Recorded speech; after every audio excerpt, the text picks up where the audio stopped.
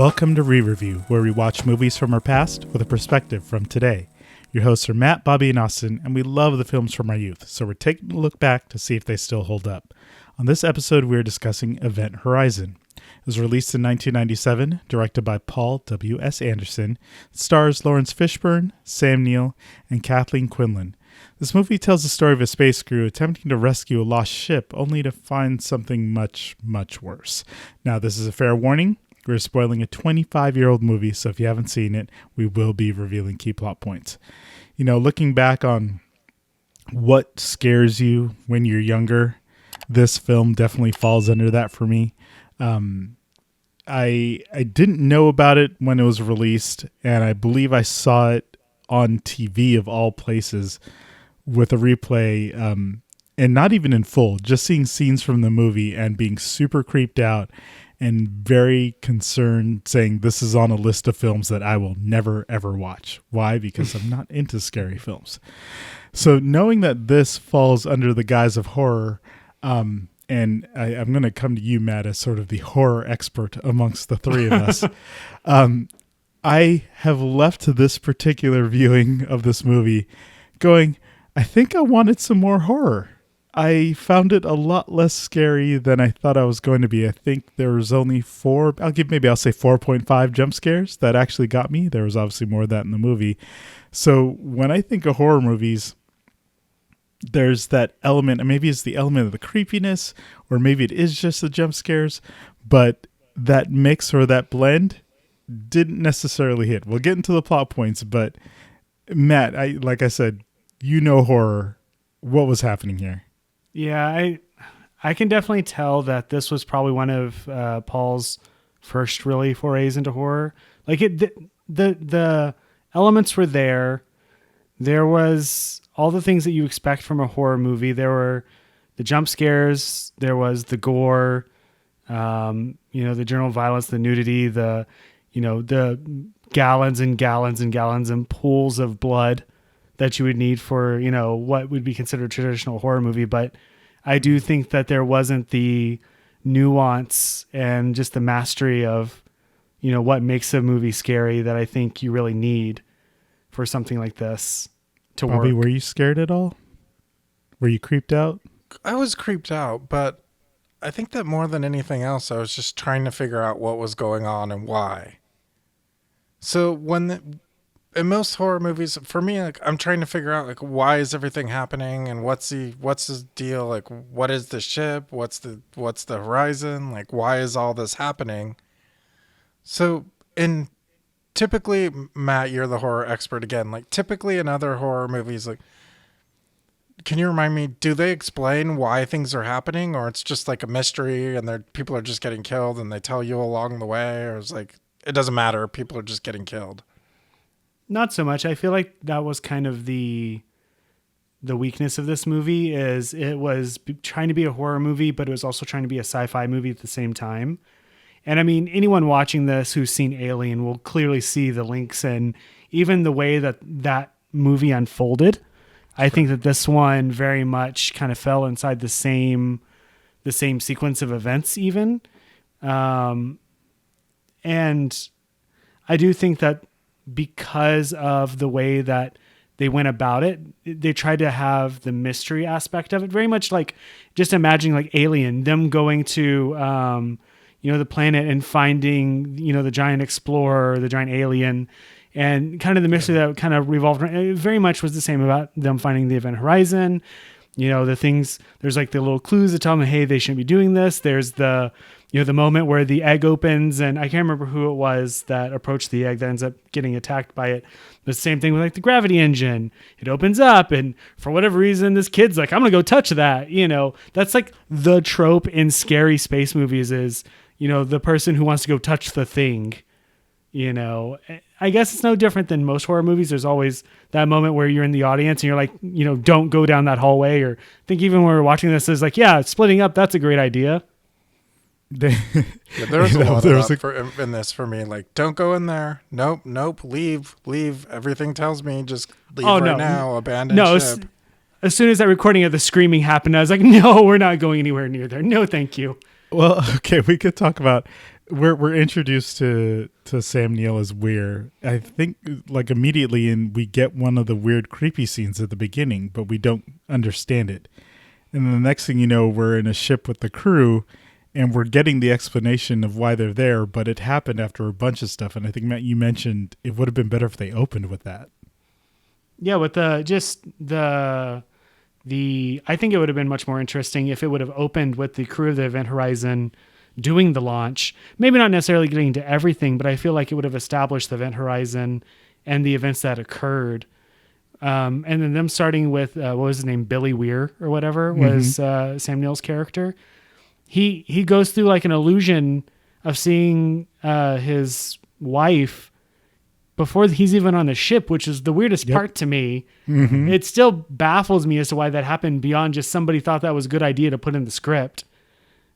But again, I don't think it was really necessary to do that. They could have just started with the events of this and who knows, maybe it was a cut scene or whatever, but I feel like that would have been a stronger opening than what we got here. It could have been very Jurassic Park in that sense, right? You see this stuff happen and you scream, terror, blood. You know, maybe you didn't see everything that happened, but then cut, and then it goes to them trying to go to said place, just like in Jurassic Park, right? You know something bad is there, and as an audience, you're kind of going along with it, right? So that's a good point. So my question is like, so did you guys understand that Alan Grant, Weir, like he knew what they were getting into, that they were getting into like some hellscape, but he was okay with it? Or was that like some kind of demon situation that, like, well, I was kind of confused by that. That his character discovered or at least accepted that plausibility as part of the process? Yeah, I was confused by that. Like, why was he okay with all that? It seemed like a man who was in love with his creation, right? And didn't want to give up his baby, even though it's been lost for 7 years. And I think that's the catch you're mentioning, Matt. I didn't care about the ship, I guess, until they were on it and the shenanigans were finally happening, but they could have set it up so I would have been in a little bit more awe and wonder about what the Event Horizon actually is, other than, I think, being a very cool name. Yeah, I honestly feel like they could have done a better job setting that aspect up. I thought the direction they were really going to go, and I think you even said it when we were watching it, was it would be much more interesting if his wife had been on board. And so that's his what motivation, originally I thought was going to happen. Yeah, that would have, totally justified why he wanted, like, the official reason was to go, salvage the ship of, for corporate needs or whoever was, was it ISA, right? Yeah. NASA, without the N. Yeah. International Space Association, whatever. That would have been his driving goal, was to, find her, see if she was still alive. Mm-hmm. That would have been perfectly acceptable. It would have very much been like the guilt of like, oh, well, I put her on that ship and all this stuff. Like, it would have driven his character a little bit more, I think, but we didn't end up getting that. And there was this confusing arc of what happened to her. And that was kind of a missed opportunity for character building on his part, I think. I love sci-fi. I love cheesy sci-fi. And this definitely bends more towards the cheesiness in a way that I wasn't expected because of my idea of, well, this is a horror film. And some of the things that did that, and you could tell me how you both feel about this. Let's say you're making a movie today. We're in 2022. If you're making a sci-fi film and you are choosing to put a year at the beginning of your film, what are you putting that year to? Hundreds of years into the future. Hundreds. I always argue that you should never put a year in there. Yeah. I'm as a moviegoer, I'm perfectly fine with accepting in the distant future. And as so the title. You listener, so you know what we're talking about. This movie opens with a reference to 2015 when we have our moon colony, 2032, and then 2040 where we're exploring deep space. Oh boy. We have not done any of this. That reminds me of like how in Disneyland, Tomorrowland was supposed to be 1986, right? Because it was like Halley's Comet was flying over in 1986. So they're like, ooh, that sounds like the future. Yeah, in the distant future sounds really, really good. Even though I don't mind a year if they're putting it out maybe like 1,000 years. So that way someone who can maybe play film in 1,000 years, like that's going to exist, can be like, oh yes, look, they got it. They still got it wrong. That'll still be the catch, right? It'll be 1,000 years later. They'll play the film, but they'll still say, look at all the things they didn't know was going to happen. I'm still disappointed we don't have flying cars Back to the Future 2. We don't have that. I mean, one of the things you mentioned, we get the first intro to the ship. We get to see the cockpit, not of Event Horizon, but the I forgot the name of the other ship. The Lewis and Clark? Yeah. And so we're on this ship and they're just legit using keyboards. Yeah. And you're going like, wait a second. And the CD We have player. touch screens now.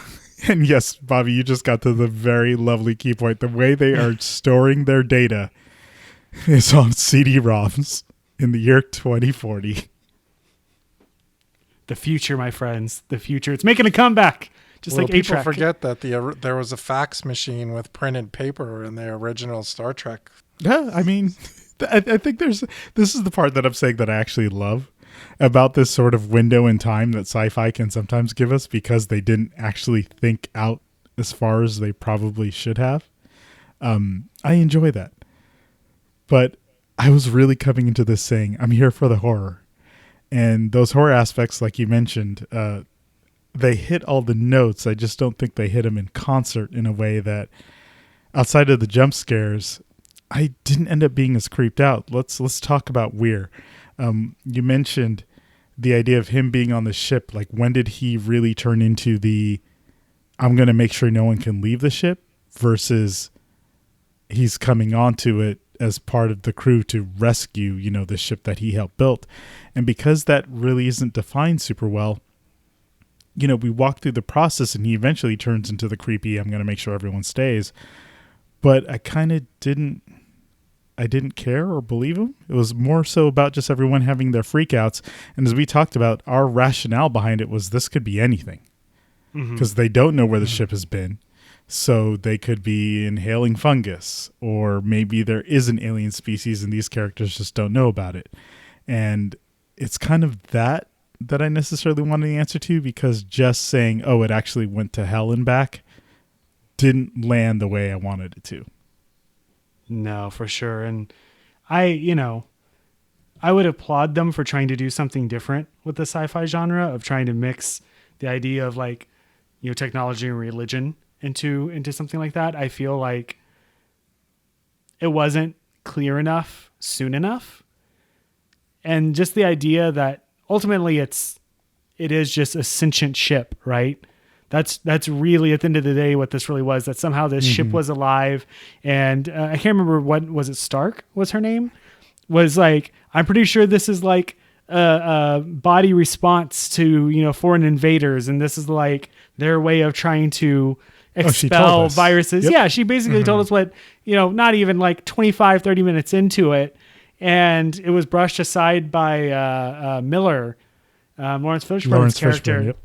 And, I think even Bobby is like, why do people always brush aside the people who actually say what's going on and, has a logical reasoning behind it. And, you could say that kind of gave it away earlier, but it still doesn't really explain the hellishness and everything else that kind of happened. Like there was this weird disconnect that I think one of the notes that I wrote down was that, it had loftier ideas than actual execution.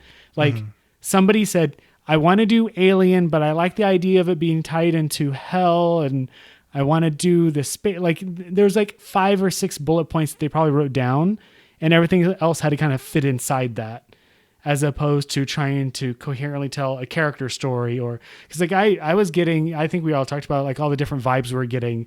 It was a little bit of Alien, a little bit of, to me, it was a little bit of as above, so below, with the whole, like the guilt of past incidents kind of came back to haunt them. It was very much like that. And that ultimately was the thing that, killed them. It was this weird thing that I don't think was executed as well as it probably could have been. And the CGI hurt a bit. Oh no. Oh, it hurt a lot. Some of those shots are pretty bad.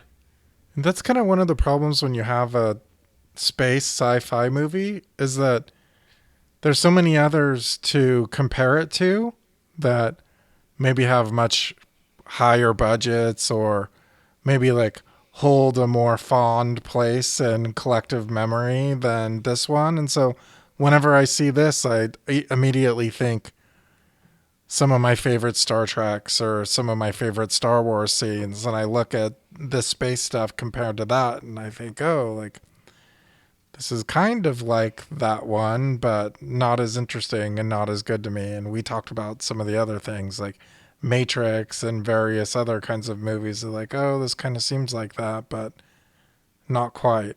Just a little bit off. I mean, here's a question we probably haven't asked in a while, but could you see a remake of this? I mean, I still like the ideas.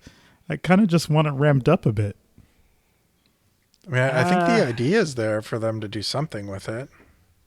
But like, would you still keep it in the same direction, right? Like that hell on a ship type thing. Like if they did, I feel like one, they should delve deeper into I just find it weird that you don't find out a bunch of characters' names. Like I didn't realize half the names until part of the way through, like who was who and what they were. You know, I know they try to explain it in the typical I'm on a spaceship and we're going to do a round table after coming out of hypersleep thing. Right. You know, and so we're going to be like, oh, I'm the doctor and well, I'm the pilot and I'm the, you know, the comic relief. No, but even that I didn't really catch like what they were. Like, I guess like I knew like Jason Isaacs was kind of like a doctor-ish kind of guy, but he also seemed like a heavy type, and the woman seemed to be like a scientist. And no, I was kind of confused about I think you're proving that you still don't even really know what they were doing on the ship. No. Well, and to be honest, that's very much in line with Alien. Like, I feel like that was the same kind of setup there. If you did remake this movie in 2020, whatever, then I think, well, 2032, let's move it to back then. That way it kind of lines up even better with the timeline. I think that building more time, and this is kind of thing that you see more in movies nowadays, is you focus on the characters more so that, you know, whenever they do see things or they do die or whatever, like it means something. And I don't think that what this did really got to that point. Could I see it remade? Yeah. I think the cult classic nature of it makes it kind of tough. Mm-hmm. Maybe you could do a continuation of it because technically Laurence Fishburne, right? Yeah. Oh no, it bombed bad. I think it only did like a third or a quarter of its budget when it was released. That's not great. And it wasn't until they released it on home video. I think this is when DVD was kind of in its, you know, boom phase or whatever. Like it was just kind of, you could go to a Blockbuster and get a you know, even before Blu-rays, a DVD. And so I feel like that, coupled with the time period, because I mean, if you think about it, this came out in 97, it's probably hitting the market probably late 97, 98. Now we're starting to get into the era of the Matrix and everything else. And it kind of has that, you know, vibe to it, like that techno other vibe that I think was kind of popular in the late 90s. So maybe it was just, I don't know when it was released year-wise, because usually that kind of dictates how well stuff does as well. And obviously how much marketing goes behind it.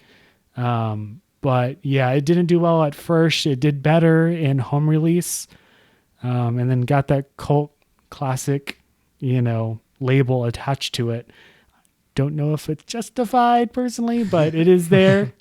I mean, cult classic usually means there's a lot of give, right? Yeah, a lot of forgiveness on that CG and story and, you know, everything that makes a movie. You mentioned the time period. I mean, we kept mentioning the music, but there was definitely elements of it that sounded like music from The Matrix, even though this predated The Matrix, definitely leading up to that late 90s vibe. The thing that got me is if you ever played Doom back in the day on PC, they kept using the same sound, and I'm sure it's from some sound library of, you know, when fireballs would shoot out in that video game. So every time I heard it, I'd be like, there's a Doom sound. There's a Doom sound. It's like it's your one of those where scream. Oh, totally. Completely was for me. Going like, there's always a point where I wish I would hear it again today, but people don't necessarily use that sound anymore. But I kept thinking of Doom because this was so tied into hell. Were you into the hell stuff at all, Bobby? I mean, not really. I mean, It was kind of like their own personal hells, right? So it fed on their own experiences and their own history.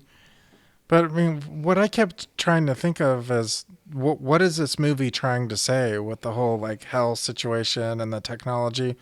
And I kept thinking of like big biblical type references. And Matt, you mentioned like, like the science fiction versus religion kind of thing. And thinking of like things like the Tower of Babel, where it's like man's creation trying to reach God kind of thing. And it's almost like an inverse of a Tower of Babel kind of thing. And so I was thinking like, okay, like what is this story trying to say? Is it trying to say like, don't mess with science and nature Physics. and that kind of, yeah, don't mess with physics. Like don't try to mess with something that you shouldn't be messing with. Like I wasn't sure exactly. Am I reaching too far with that? No, you're not. I mean, there's that element of it, to me, it felt like one of the last notes I put down is that, hell resides within you.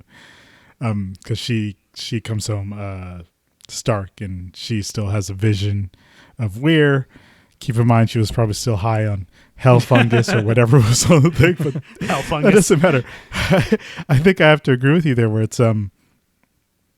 the idea of them not even necessarily going to hell, but pushing beyond the limits or the scope of what humanity is supposed to do. But if that's the case, then I mean, this is the sci-fi part, right? Then our tech would never do it. And this has always been the joy of sci-fi, is like, what is that thing we're going to figure out that we didn't think we could do before that we eventually do? Well, it kind of reminds me of like the 50s kinds of movies where the nuclear radiation was kind of the rage. And so you got like all these Godzilla movies and like King Kong type stuff where it's like, hey, be careful, because look, like what we're going to do is we're going to create like irradiated super monsters that are going to destroy cities and that kind of stuff. And then that kind of goes in waves. Like with the technology, there's always this like, Y2K or whatever. There's always this fear-based like media that perceives Actually, that's a good point. When did they start doing CERN? Was someone really concerned about the idea that we were going to generate a black hole here on this planet through their particle acceleration? I do remember hearing that someone was concerned that like you can create a chain reaction that would destroy every atom or something like that. Mm-hmm. Did you guys hear that? Yeah, no, for sure. That's why I was wondering if this has any tie to it, because this totally fits in line with that. The idea of even creating a black hole, which sounds entirely insane, but to try to harness the power of these things we don't understand. Well, that's the sci-fi part, right? I just wish the horror was more dialed in. True. And I was thinking about it while we were talking, actually, and if they did do a remake or whatever, I kind of hope that they would have made it instead of this rescue mission. I think it would have been much more interesting if they just were the original crew, and they do the punch through, they go through the dimension, and maybe that's when something goes wrong and they're actually in hell. Like they're stuck between the two dimensions. And so it makes more sense to me than having, it's a sentient ship that's just fighting it off with white blood cells, which are illusions or whatever of, the things that you did wrong in your past, because it just knows somehow. So is it like Memento where they're in like a loop or something? Not necessarily. I think they're just stuck in a place they're trying to get out of. And then I think they just kind of decide from a storytelling point of view, because I feel like you can do it one of two ways. You either have it so that, oh my God, I was about to call him Alan Grant. Billy correct, Weir, yes. Billy Weir. Either he's in an Oppenheimer type thing where like, he's like, I've created, this horrific thing and put us all through the situation, or he's in complete denial and he's pulling the science, and it's, even if all this went bad, it was worth, the technology. And then you have Laurence Fishburne's character as the more grounded character, which did kind of happen in this movie, where he's more concerned about his crew and everything else. But I also feel if that was really the case, he would have did at least 10 different things to make sure, they didn't split up and various other things. Like, I don't know, the captain wasn't in the away team like Star Trek, Right. So I think that there are some things in the hell aspect that they probably could have done differently to make it work. But I feel like they probably should have cut it personally, and it had just been killer fungus or something. That would have kept it more sci-fi. I am kind of into the killer fungus. Yeah, to me, like I get the mixture of technology and religion and the interesting juxtaposition you can have of that, but at the same time, I don't know if sci-fi is the best genre to really explore it. Really. So is Alan Grant you mentioned the Oppenheimer type character? Is he like playing God, or is that what we're trying to see here? I think that in a remake he would be. I don't know if that was necessarily here. I feel like they kind of skipped some things that would have possibly explained. Like, again, why was he so attached to it? Why, if it would have been like, oh, it's because it killed his wife, that would have given him reasoning, like a justification for why she had to die is, okay, well, she died as part of the experiment, and that's what drove him to want to continue it in order to make her death not completely meaningless, right? You know what? I will take a give us more. That ain't bad. Bobby, are you telling people to watch this film? I think it's got a lot to offer. I mean, I think that it's scary. It's interesting sci-fi. It's one of those put in your CD-ROM and play it over and over again. Matt, do you still have a CD-ROM? Are you putting this into your disk drive and hitting play? What were those called? VCDs back in the day? You just have to like stop it in the middle of the movie because it'll say go to disc 2 now. So it's like you only get a half hour of movie time on each disc. So it's like a 3-disc set. Matt, are you telling people to watch this today? No, I think that if I was going to suggest a sci-fi movie with violence and some scares to it, I probably would suggest Starship Troopers from the same year. I think that's more worth their time than this one was. That is a great call, especially tying it into the same year. This is one that I think I had higher expectations of just because of my historic thought of how creepy and scary that I thought it was. And now I'm just kind of going, no, that's all right. Starship Troopers is probably definitely the way to go. So, as always, thank you for listening. And remember, hell is only a word. The reality is much, much worse.